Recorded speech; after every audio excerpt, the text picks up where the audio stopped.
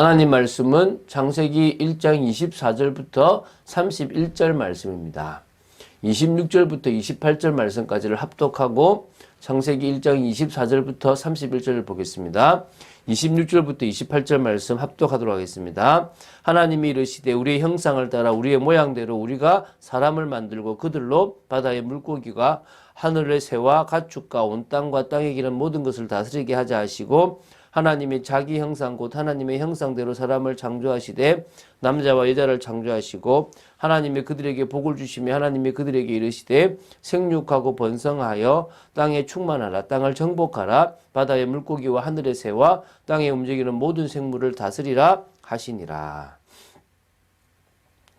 이 세상에 있는 만물 중에서 스스로 생겨났거나 다른 사물들로부터 떨어져 혼자 살 수 있는 그런 피조물은 없습니다. 하나님께서 창조하신 천지 만물은 서로 어울려서 질서와 조화 속에서 존재하도록 되어 있습니다. 어떤 의미에서는 개개의 사물 각각은요, 그것이 생겨난 바로 그 순간부터 다른 사물들과 처음에는 완벽하게 질서와 조화를 유지하고 존재하게 되었다고 보시면 됩니다. 왜냐하면 근본적으로 우주 만물을 창조하신 하나님께서 모든 피조물들이 서로 상호관계 속에서 질서와 조화를 이루며 상호 의존적으로 살아갈 수 있도록 만드셨습니다. 하나님만 독립적이지 이 세상에 만든 피조물들은 하나님을 의존하고 서로를 의존해야만 살아갈 수 있습니다. 자, 하나님은 총 6일간 천지를 창조하셨습니다. 6일에 대한 개념도 뭐 여러 가지니까 굳이 여기서 복잡하게 그게 하루다, 뭐 하나님의 시간은 다르다, 너무 복잡한 이야기를 다루지 않고 그냥 우리는 6일간을 창조하셨다면 하나님은 6일간을 창조하셨습니다. 그냥 그렇게 이해하고 받아들이면 됩니다. 그것이 이 창조의 이 세상에 있는 법칙과 전혀 부딪히지 않는다라고 믿으시면 됩니다.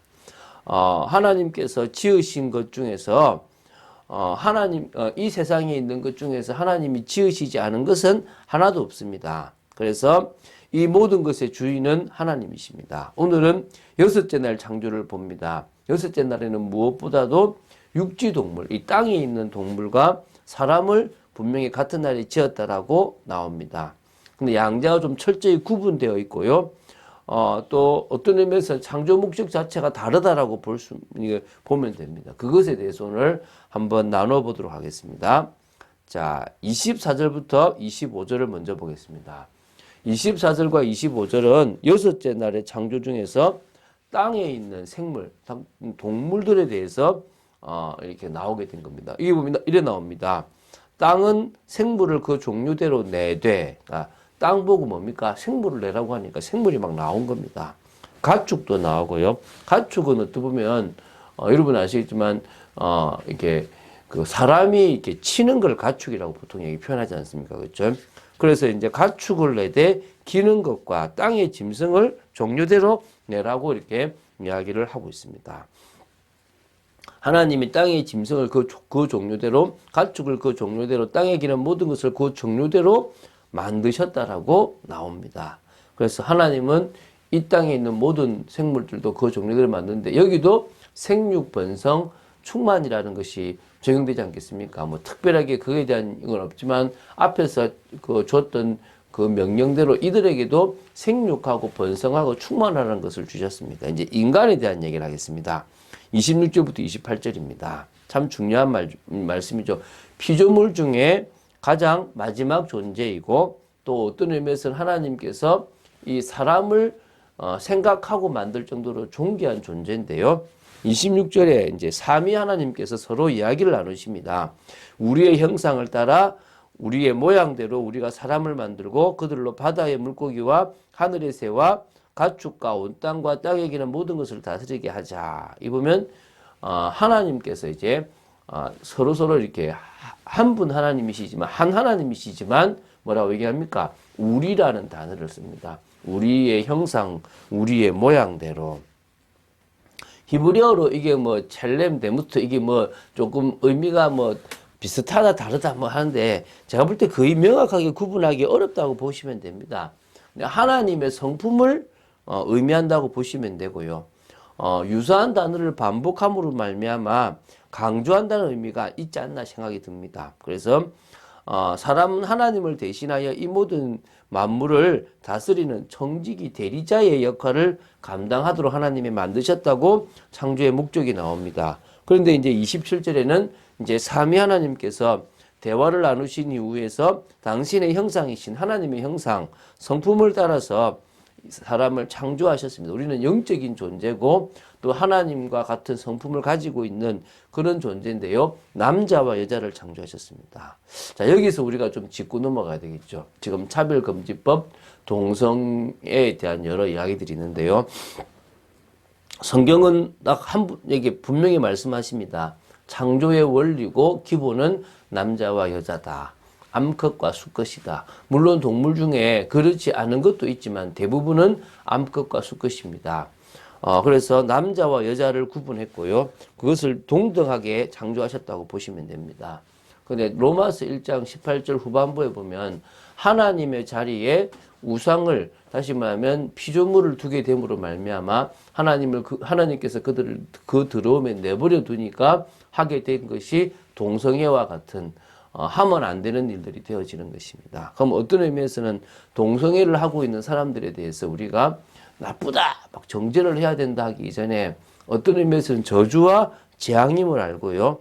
그들을 우리는 복음 안에서 살리고 바꿔야 됩니다. 수용하고 그들도 예수 믿으면 된다 이런 개념이 아니라 그들이 예수님을 믿음으로 말미암아 그들의 그 죄악된 인생에서 벗어나 하나님이 원하시는 축복의 인생으로 돌아와야 되지 않겠습니까? 그렇죠? 어떤 의미에서 우리는 무속인도 돌아와야 되고 또 그런 존재들도 돌아와야 될 줄로 믿습니다. 근데 중요한 것은 우리 교회가 그들을 향한 시각도 중요할 것이고 또 그들을 위해서 이렇게 말하는 것도 중요할 것이고 또 분명하게 그들을 살려야 될 사역도 필요하다고 생각됩니다. 그러나 분명히 원칙적으로는 하나님은 남자와 여자를 만들었기 때문에 젠더나 다른 어떤 부분들은 없다라고 봐야 되겠죠. 그죠? 28절에는 하나님께서 중요하게 보신 사람에게 다른 생물처럼 생육, 번성, 충만이라는 것을 허락하셨을 뿐만 아니라 다른 생물들에게 주지 않은 정복하고 다스리라라는 것도 허락하셨습니다. 이것은 네 멋대로, 네 마음대로, 네 욕심을 위해서 채우라는 것이 아니라 대리인으로서, 청지기로서 하나님의 뜻대로 이 모든 만물을 다스리고 관리하라 이런 의미가 있습니다. 그것을 놓친다면 우리는 결국 재앙을 받게 됩니다. 올해 어떤 의미에서는요, 자연재해를 참 많이 받았습니다. 멋대로 정복하고 멋대로 다스린 결과로 오게 된 게 이런 자연재해입니다. 자연도 함부로 해버리면 이런 결과를 가지고 오는 것이 인간입니다. 그래서 하나님의 뜻대로 창조의 원리대로 할 때 가장 복된 그런 것이 되어진다고 믿으시면 되겠습니다. 자, 29절부터 31절까지를 보도록 하겠습니다. 이제 하나님께서 사람에게는 어떤 것을 주셨느냐? 이때만 해도 이렇게 동물 육식을 먹지 않도록 했습니다. 물론 동물들도 서로 잡아먹지 않습니다. 그래서 이사야에 보면 사자와 이 어린 양이 뛰노는 것처럼 그때는 아마 그러지 않았겠나. 그러니까 가축이라는 개념을 써도 되지 않았나 싶은데요. 온 지면에 씨 맺는 모든 채소와 씨 가진 열매 맺는 모든 나무를 먹도록 주셨습니다. 또 생물들에게도 푸른 풀을 먹을 거리로 주셨다라고 이야기하고 있습니다. 그리고 이제 하나님 보시기에 심히 좋았다. 죄송합니다. 죄송합니다. 어떤 의미에서는 지금 이렇게 약육강식이 되어 있는 것이 창세기 3장의 저주고 또 어찌 보면은 홍수 이후에 일어났던 본격적인 일이라고 보시면 될 것 같습니다. 참으로 안타까운 일인데요. 우리는 다시 이 모든 것들을 회복하는 축복 속에 들어가야 되지 않겠나 싶습니다. 지금까지 창조의 과정과 순서를 봤습니다. 이제 내일 하나님께서 쉼을 쉬신 부분들을 볼 건데요. 우리가 창조주 하나님에 대한 온전한 믿음으로 승리될 줄로 믿습니다. 그리고 우리가 알 것은 구원의 가치입니다. 구원의 가치를 누구보다도 아는 것이 중요합니다. 솔로몬에 대한 이야기를 통해서 구원에 대한 것을 봤는데요. 다윗은 그리스도의 어떤 고난을 예표한다면 솔로몬은 그리스도의 어떤 영광된 모습들을 예표하는 겁니다. 교회가 예수님의 이렇게 신부로서 왕의 신부로서의 그 모습들이 있는 것도 그런 솔로몬에 대한 부분까지도 있다고 봅니다. 그래서 바로 이렇게 그 아가서와 같은 모습들이 있다고 이렇게 우리 말씀을 나눴죠, 그죠? 그래서 교회가 무너지는 이유는 표적만 구하고 있기 때문이라 그랬습니다. 그래서 어찌 보면 말씀을 통해서 하나님의 음성을 듣고 하나님의 역사를 보고 하나님의 인도를 받아야 되는데 어떤 의미에서는 자꾸 그 말씀보다는 드러나는 뭔가의 증거를 통해서 믿음을 가지려고 하는 것 자체가 문제라는 것들을 기억해야 되고요.